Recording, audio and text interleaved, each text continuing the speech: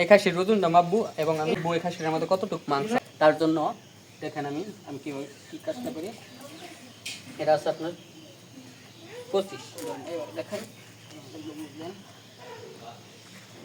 ঠিক এই যে সামনের 2 পা বরাবর করে গেছে আপনারা এভাবে মেপে নেবেন, ঠিক আছে। এই দেখেন কত আছে, 25 ধরলাম, এটা আছে 25, সেই 26-এ আসে 26, আর আমি এটা লম্বি মানে দৈর্ঘ্যটা দেখবো ছাগলের।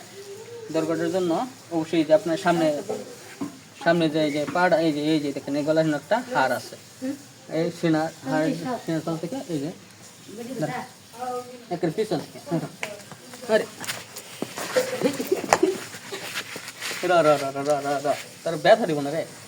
আচ্ছা ধরেন 22, ঠিক আছে। এখন আমি এটা ক্যালকুলেটর করবো 70 ধরে, ঠিক আছে।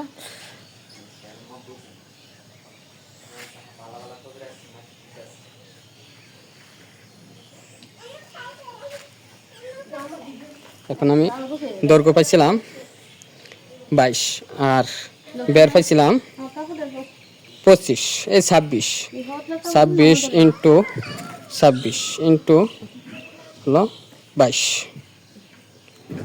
14,872। এখন আমি এটাকে ভাগ করব 660 দিয়ে, পাইলাম 22 কেজি। আর আমি যদি এখন এইটার মাংস বের করতে চাই তাহলে অবশ্যই 22 কেজি থেকে 40% বাদ দিতে হবে, তাহলে 60% আমার এটাকে গুণ করতে হবে। 60% 13 কেজি, ঠিক আছে। আমি খাসিটা 13 কেজি মাংস হইলো, তাহলে আমি এটাকে 15,000 টাকা বিক্রি করতে পারবো যদি 1100 বা 1200 টাকা কেজি হয়। এই হলো আজকের ভিডিও।